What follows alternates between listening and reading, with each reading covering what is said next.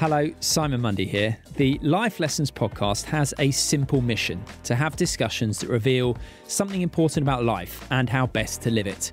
Guests range from the biggest sporting names on the planet through to neuroscientists, psychologists, and world-renowned philosophers and thinkers. In this episode, I'm speaking to the former UK Special Forces soldier and founding member of SAS Who Dares Wins, Ollie Ollerton. Ollie Ollerton, how are you? I'm good, Simon. Thanks for having me on the show. Absolute pleasure. What's it like having a book come out during lockdown? Were you cursing your luck in the first instance? Because it's clearly something you can't prepare for. The contents of the book and the process that I asked people to follow me on was done in a period of isolation when I self-isolated myself. I had 2 months, locked myself away. I didn't want any distractions from the outside world, and I concentrated on myself, and I really put some discipline and structure into every day to change the person that I was. So people are in this situation at the moment, and you're never going to get this opportunity again. Highly unlikely that you'll get this opportunity again. And people say, what opportunity? There is a massive opportunity to really look within at the moment. You can't control the outside world, but what you can control is what you do on a day-to-day basis and how you come out of this. Absolutely. It's definitely a chance to reflect, to consider various aspects of your life, whether that's, your working, your relationships, your health, and to even just get some good habits in place. It does seem to me that there are big opportunities within the dysfunction. Absolutely. And that's the way, that's the way you should try and get your mind geared anyway. Every situation creates an opportunity. So it's not about dwelling in the discontent of a situation. It's about looking to the left, looking to the right, and seeing what opportunities are there. What I've got to work with. And at the moment, you've got yourself to work with, and there's no better time to really put some time into yourself, not getting sucked in all day long on Instagram or whatever it is that, sort of draws you into it, but really start to focus on a disciplined structure. So this is a perfect opportunity at the moment.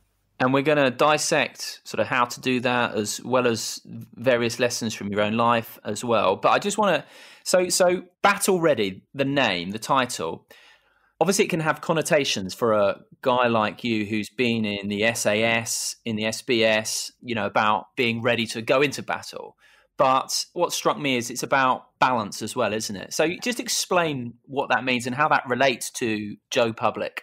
Yeah, I mean, it's a very good point. Straight away, you're going to get people saying, "Oh, it's obviously a military style," and it couldn't be really further from the truth. It's my military career was something I did. It's not my life isn't in the rearview mirror about, oh, remember when I did such and such.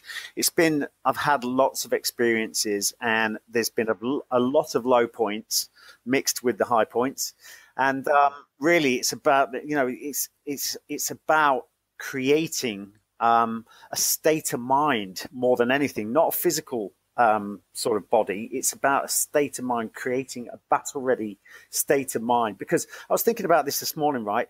I'm fighting a battle every day, and regardless of where you come from and what have you done in life, everyone is facing a battle every day. Now, my battle personally is the fact of keeping my disciplined routine every day.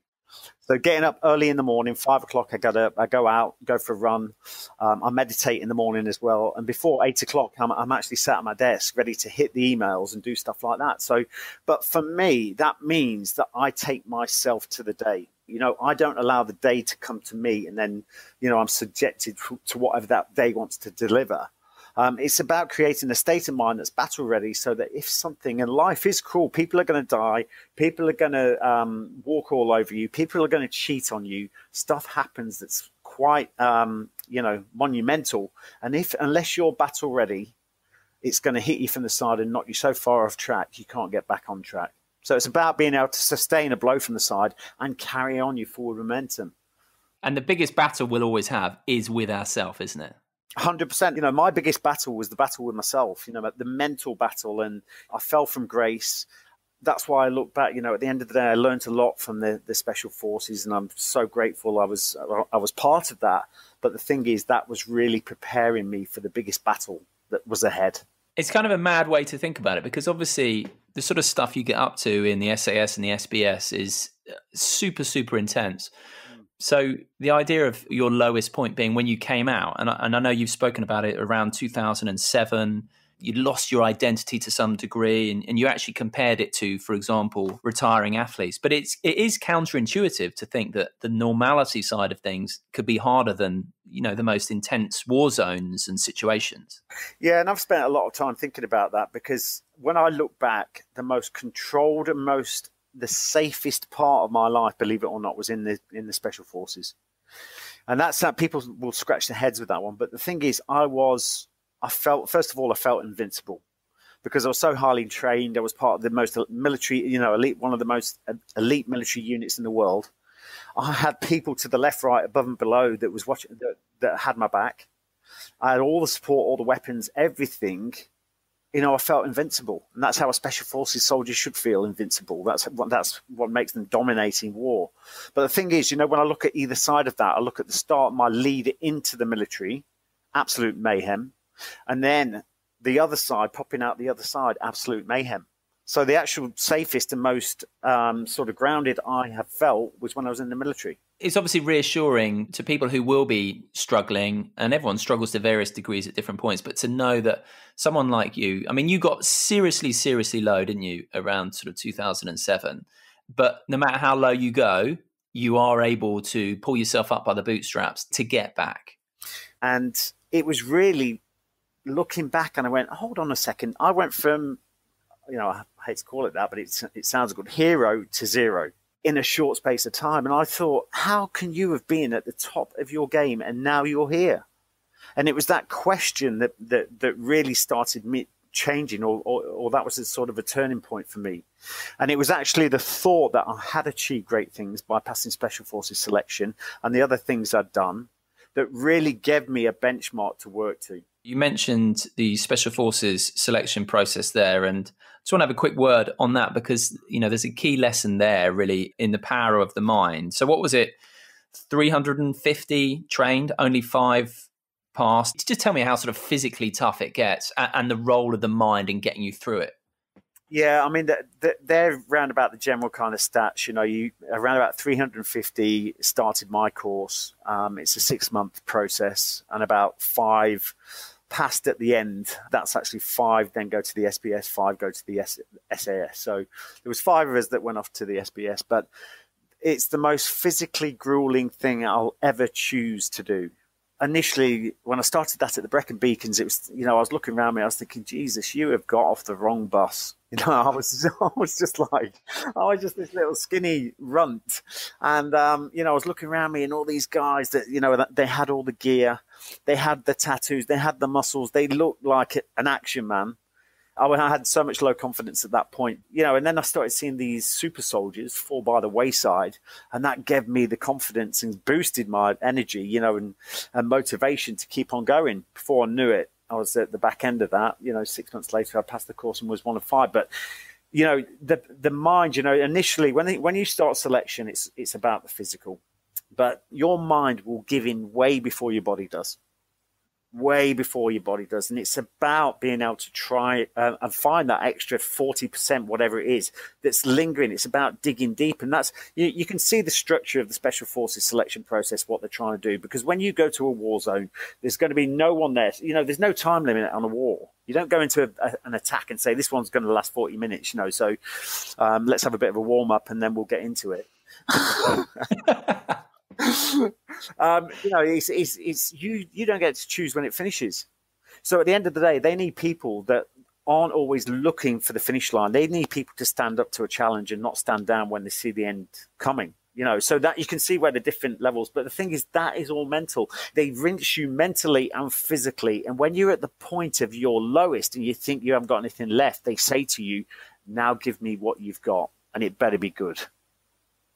And it's that point. If you can't find that extra capacity or bandwidth to be able to carry on, You're not meant for the special forces. And that happens on a daily basis. So basically, you do the first part in the Brecon Beacons, running up and down hills with massive packs on your back. You don't get much sleep.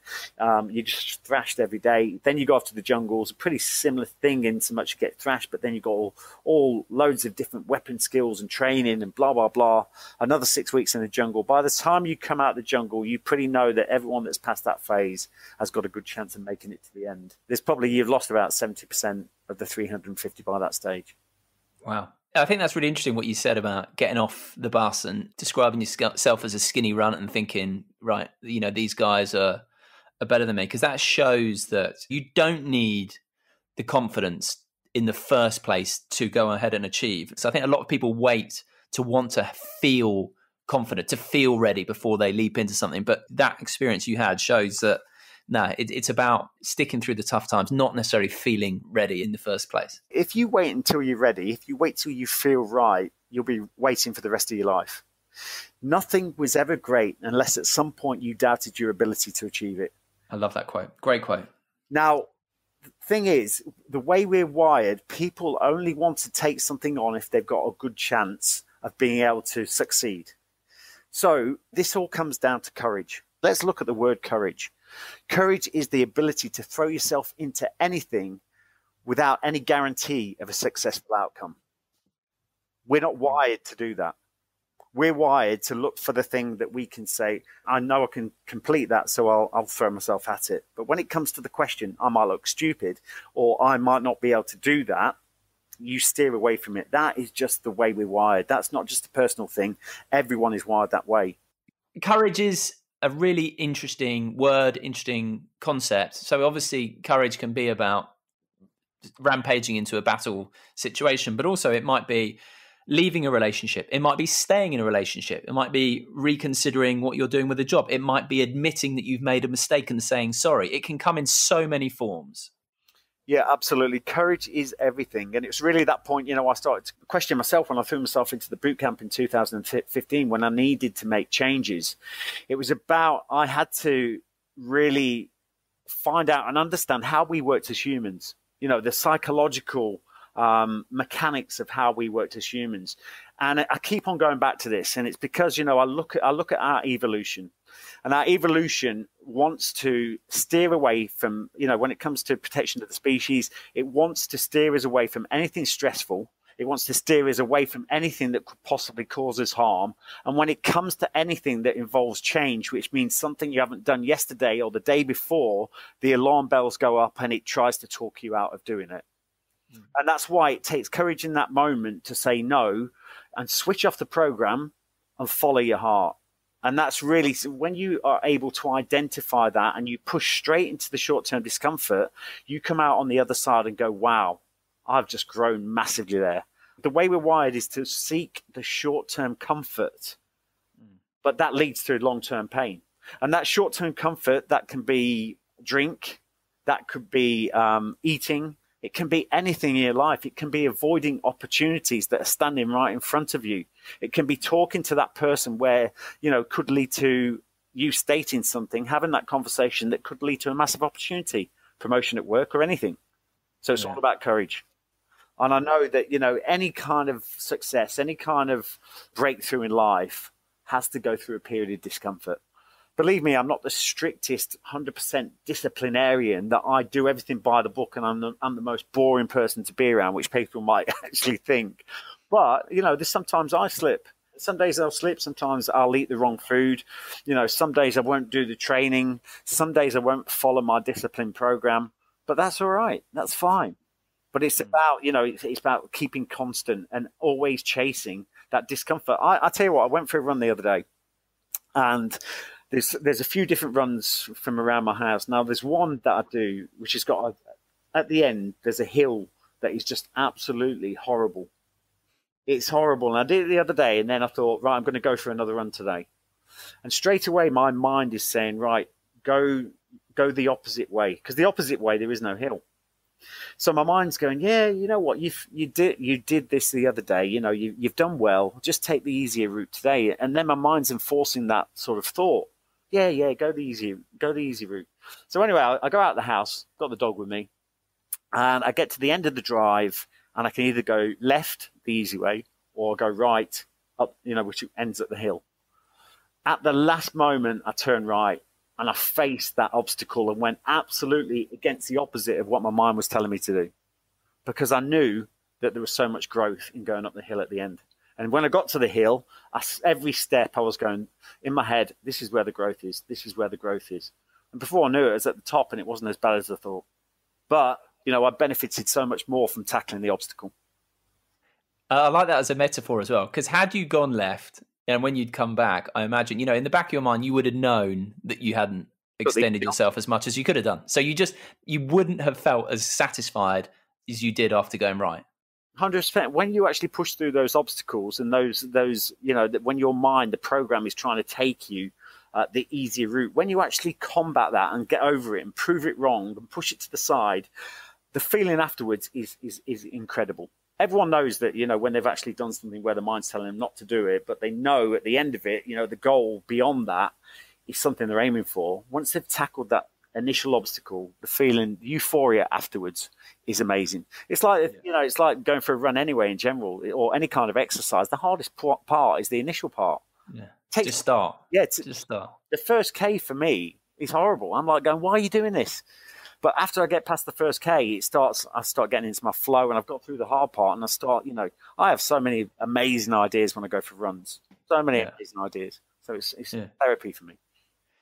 A couple of things. First of all is, you talked about not being a mega disciplinarian and actually being better each day and seeking to grow. Part of that is being honest with yourself, but also compassionate with yourself, because it's so easy to beat yourself up, isn't it? And that makes you less likely to carry on. Yeah, 100%.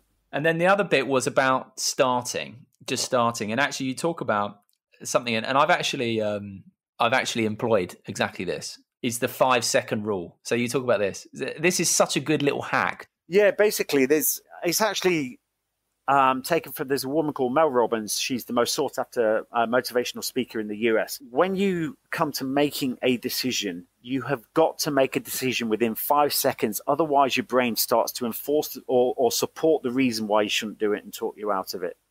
So when it comes to that decision about getting up in the morning, whether it comes to that decision about going and speaking to someone because you've got something to say, whether that's at a meeting or whatever it is, once you see the barrier, count down from 5, 4, 3, 2, 1, and take the action. And I talk about this a lot in everything I do. It's that's the moment, a break point, and that is also the moment I talk about this called breathe, recalibrate, and then deliver. Yeah. And that is that moment, basically, when you get into a pressured situation. And again, this is a lot of this comes from being in the special forces, but really this is relative to life. When you get into any pressured situation, your cortisol starts to increase because your breathing becomes erratic. You don't even know it's going on, but that's happening. And then what happens then? The brain starts to look at a way out, the quickest way out possible. And a lot of times, if you're allowed to take that action, it will push you it will take you out of that situation, make you take a shortcut, and you'll miss the opportunity, or it will push you into further danger. So basically, when you're faced with these issues, if you breathe, straight away the cortisol reduces, okay? And you can do this within 5 seconds. Just breathe, take a deep breath, cortisol decreases, the confusion becomes clarity, and then you take the action, which is based on something you want to do, and that gives you courage. Breathing is so important, having a controlled pattern of breathing. I know they actually teach this in the special forces now in some countries where they teach box breathing. And it's about, creating a systematic pattern of breathing. Just to talk you through that, that's you breathe in for 4 seconds, hold for 4 seconds, breathe out for 4 seconds, hold for 4 seconds, and keep repeating. And you can go into pretty much any situation or be caught in a situation where things are spiraling out of control. And if you employ that breathing technique, make things a lot clearer. It will allow you to make a decision based on clarity and not confusion. Just to come back then to getting habits in place and everything like that. And without discipline, you're stuck, aren't you? I mean, it is the bedrock of everything else. Yeah, absolutely. And especially in these times at the moment, it's like you need to have that structure. Because if for me, leaving the military, that framework had disappeared. I didn't have, I lost all that sort of, that framework of my day. day-to-day activities.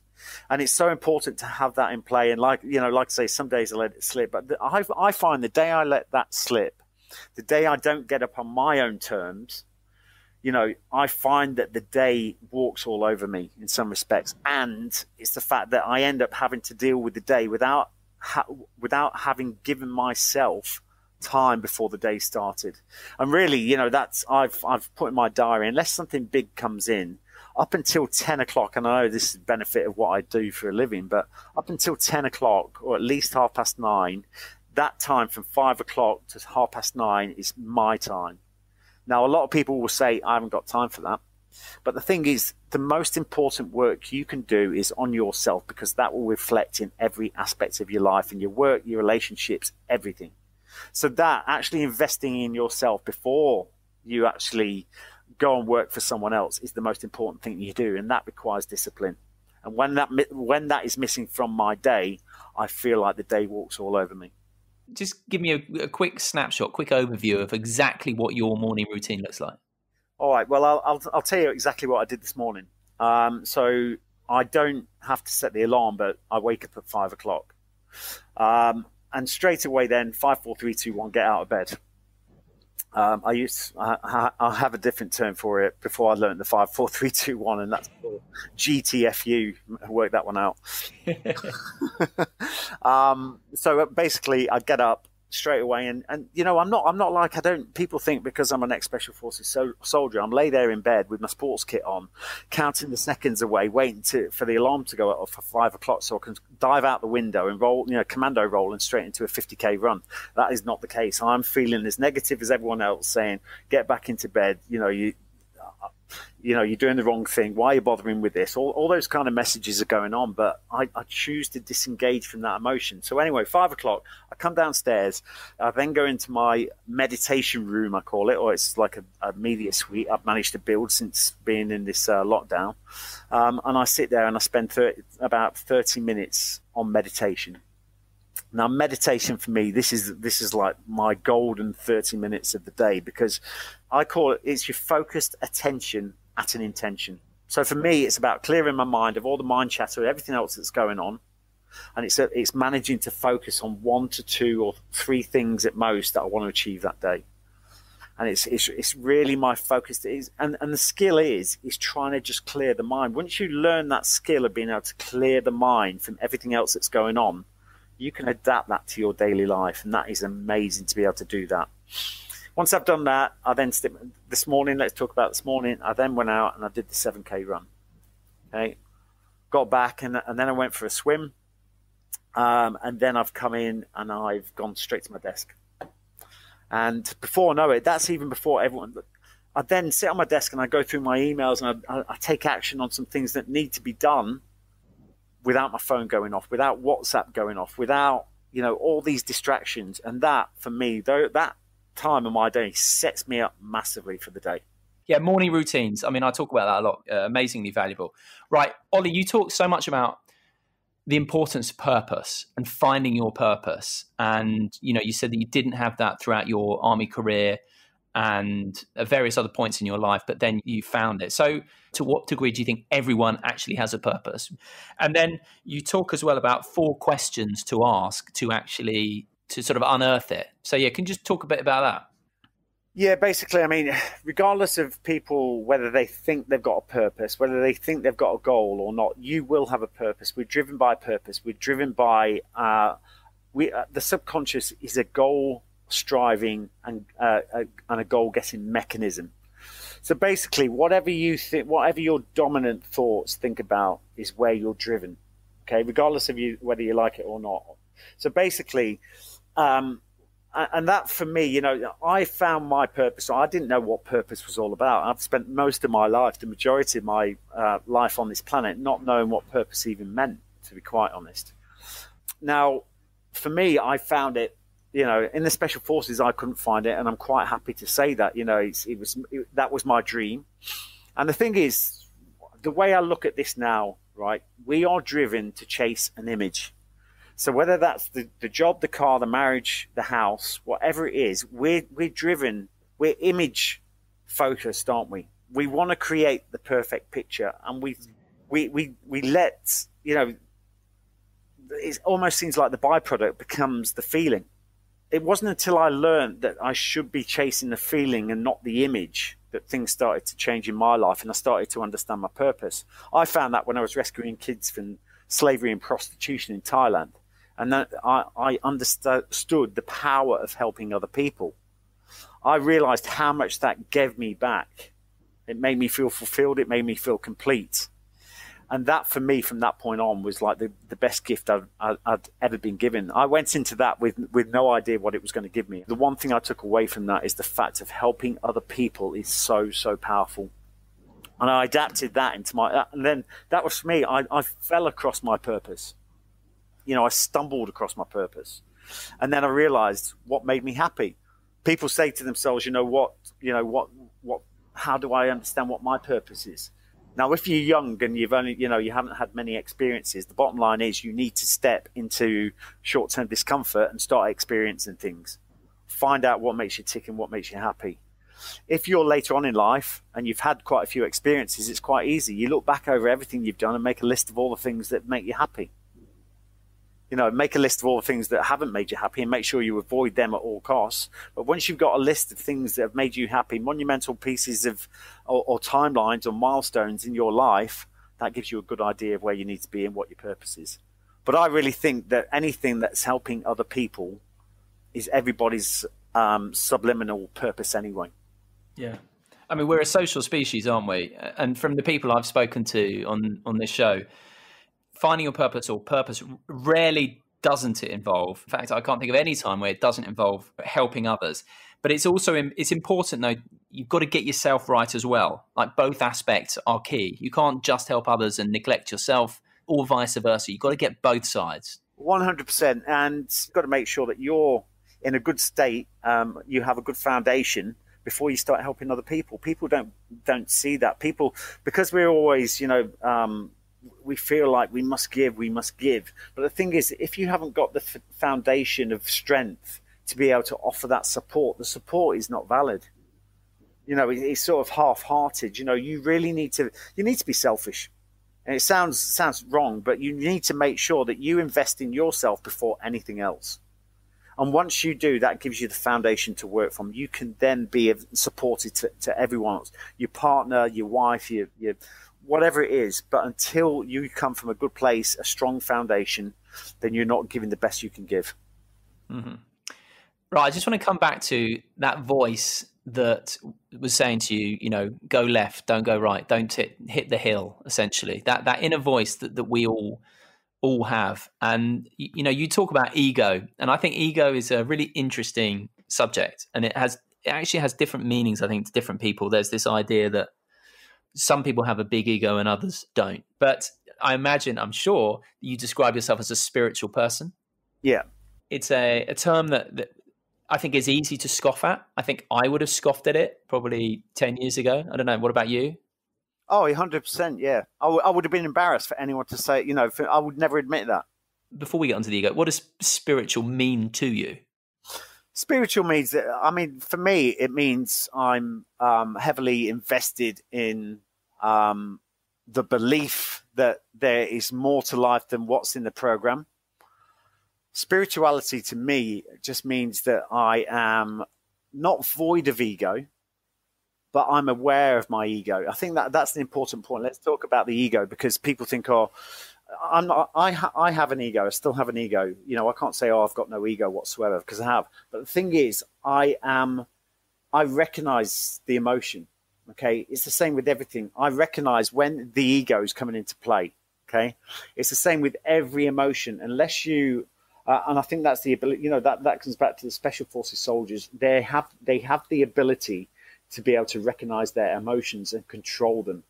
It doesn't mean they're void of them. They've got empathy, they've got love, they've got passion, they've got all those things, but they're able to control. They've got anger, they've got, all those elements. They're able to recognize them within themselves, and they're able to control them. So really for me, spiritual means being awake to that, being aware of that. And it's very individual to me. I mean, it is a very individual thing. And you quote Eckhart Tolle, who I'm a big fan of, in Battle Ready. So he talks about it in terms of understanding that voice is not who we are. The thing I get most from meditation isn't necessarily quietening my mind.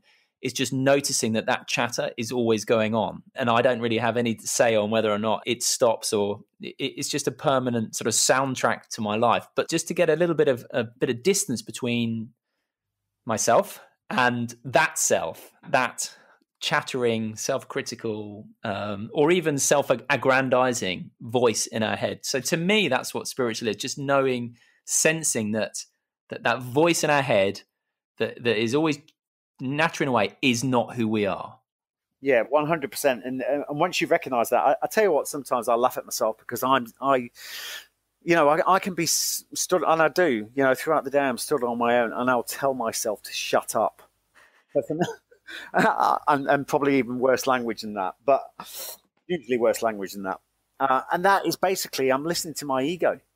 Yeah. I can hear my ego, the mind chatter talking, and I think that is so not me. It's, I think when you become spiritual, you recognize who you really are. And you stop, I think you've hit the nail on the head, really. You stop listening to that inner voice that's chatting away, which is the ego. And that's why, that one of the first books I read that sent me on this path was Eckhart Tolle's The New Earth. Mm-hmm. And it really talks about, and it says in there as well, it says, look, this book is not for everyone. But when, if the student's ready, it will make sense. And I was like reading that. It was like the Bible for me. That really talks about that recognition of that voice, because I can remember saying to my mum, around that period, I was like, Mum, I've got two people in my head. I don't know what's going on. She looked at me like I was, you are mad. But that was the point where I was starting to separate myself away from this voice in my head, which I knew wasn't aligned with what I believed in. So really important.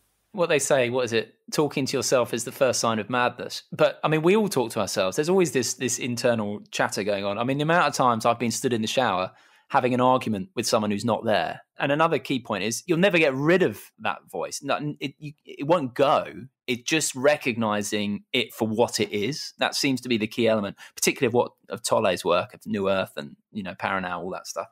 Yeah, I think 100%. But the thing is, when I look back, when I reflect back before I started to sort of switching on to this spirituality and start to invest in myself and do my meditations and stuff like that, it was a lot more intense and it was confusing.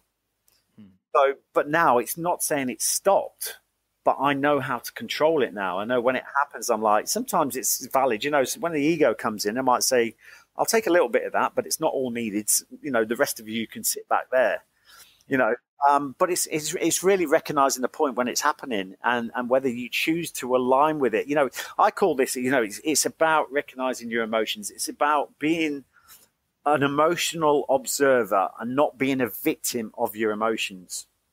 So, once you start to learn to, you imagine like a fast flowing stream of emotions. You can choose whether to be in that stream of all these different emotions going on and being raced down through the rapids, through the rocks and everything else, or whether you want to stand on the side and choose which emotions to align with. Yeah. It's such a difference between being that which is aware of your emotions and your thoughts, so your thoughts and feelings, and being bound up in them and being ruled by them. And just a quick Eckhart Tolle quote, which I really like. What a liberation to realize that the voice in my head is not who I am. Who am I then? The one who sees that. And that sums up spirituality to me, doesn't it? I haven't spoken about it much on the podcast, but it's easy to scoff at, but it's very simple. It sums it up right there. It's not religion. It doesn't have loads of rules. It doesn't have loads of beliefs. It's just that right there, seeing that you are not the voice in your head, to me anyway. 100%. And I used to give myself a hard time. Why am I thinking that? I said, you think you're singled out, you think you're crazy, you think you're a bad person because you think something. It's not the case. It's not the thoughts, it's the actions it's the things you act upon taken from the thoughts. Sometimes I'll think things that, whether that's criticizing some people or whatever it is, that doesn't mean, don't give yourself a hard time for that. Yeah. A powerful tool that I like to use sometimes is it's called a diffusion technique. So just if, say, a thought pops in your head, like, oh, that person's an idiot, just to go, oh, notice it and go, my mind is having the thought that that person's an idiot. And that just gives that little bit of separation. I find it a really, really powerful tool to create that gap between you and your thinking. Yeah, no, Anyway. yeah, absolutely. And also, have you read, I think it's a brilliant book, is The Chimp Paradox. Oh, cool. I've had Steve on the podcast. Steve's well worth checking out. The chimp paradox. There's different parts of your brain, the chimp, the human, all that stuff. Yeah, and that's like, saying, oh, that's the chimp talking, isn't it? When you come up like that. So it's at the end of the day, it's a tool for separating your thoughts and yourself. So it's great to have that kind of mechanism. Right, so you talk about doing and the importance of what we choose to do, and obviously that aligns very much with having goals, and we are goal-seeking machines. And I've talked about goals a lot, setting goals, the importance of goals, and obviously you had that great quote about a goal isn't great if you don't doubt you can achieve it. And I think that's a really fabulous quote to keep in mind when you're thinking about goals.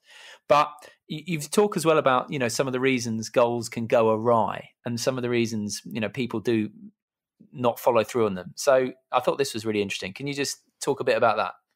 Yeah, definitely. I mean, goals, and I said this before, people have been to, seminars at work or whatever, and people, the trainers up there going, right, who here has got goals? And, you probably get 2 or 3 people stick the hand up.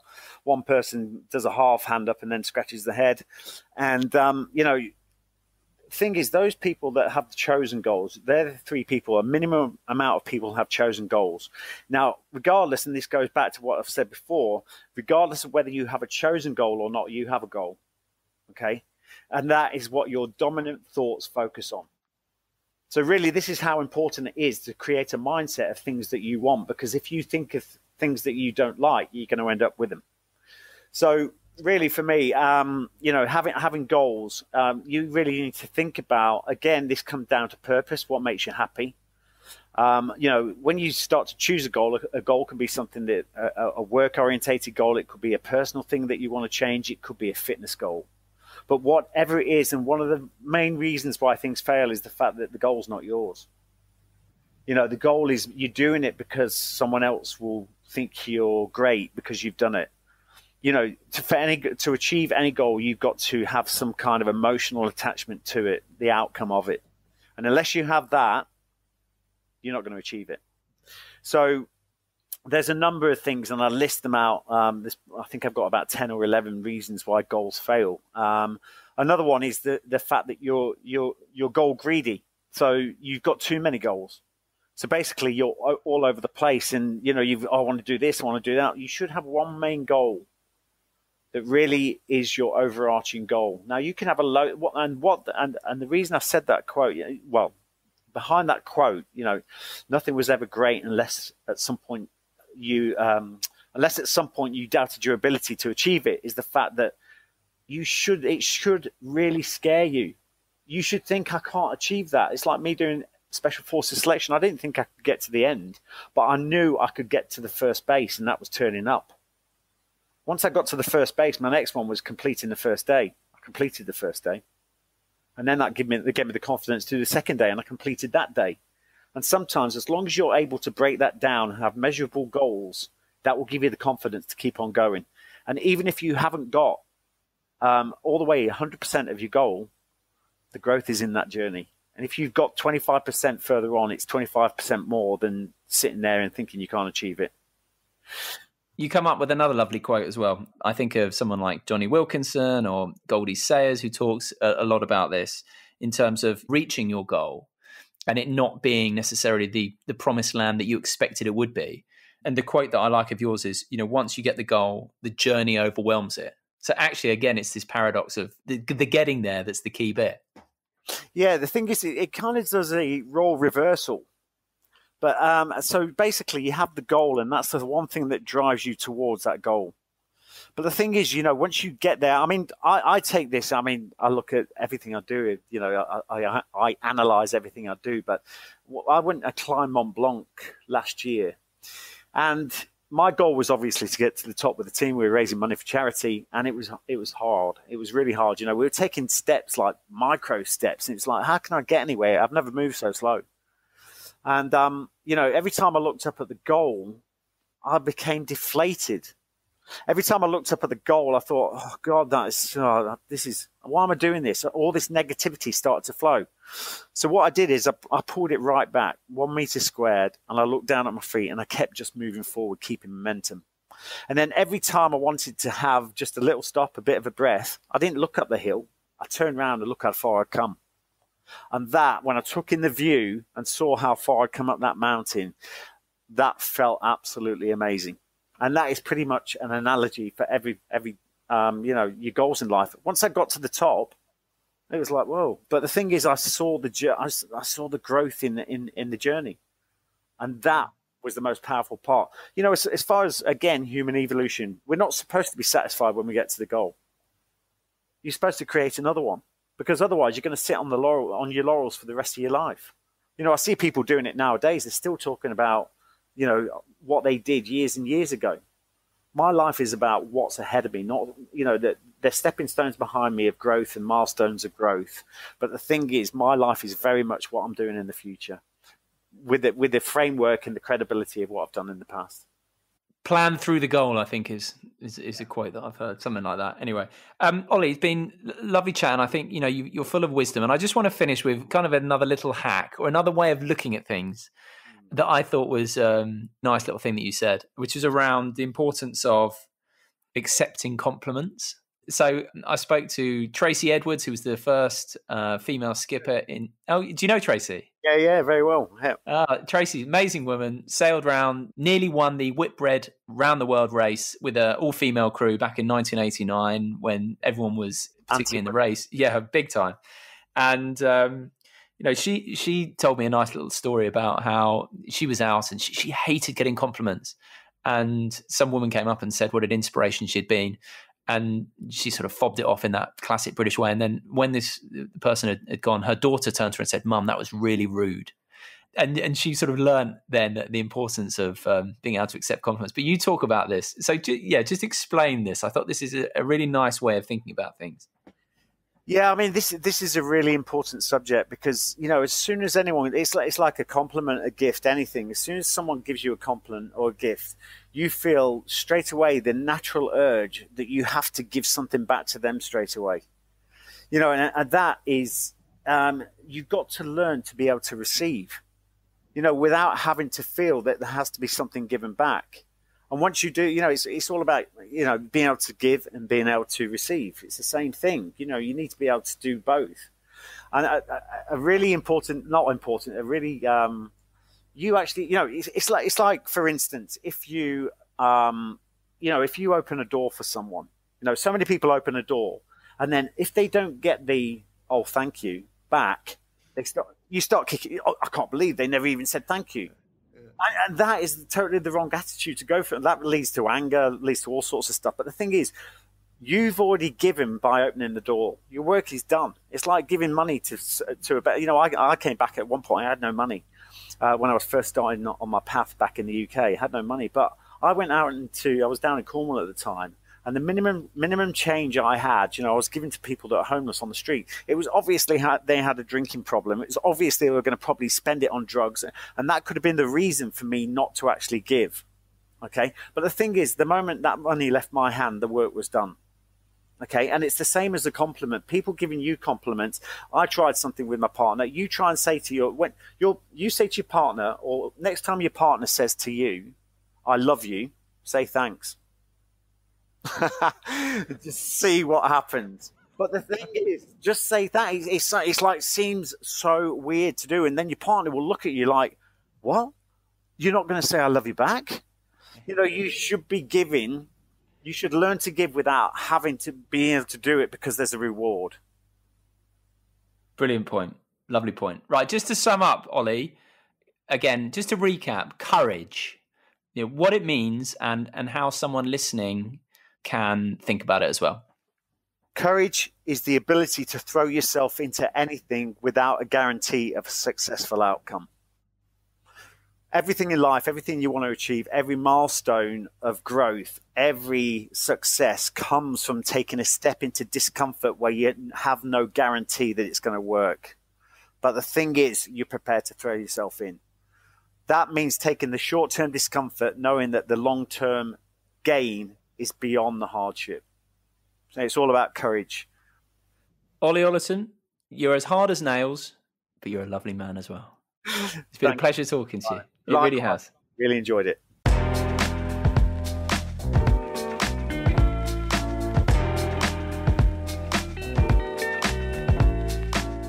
I hope you enjoyed this episode of the Life Lessons podcast. Please do check out my website and all my resources on there, simonmundy.com, and get in touch via Instagram @SimonMundy.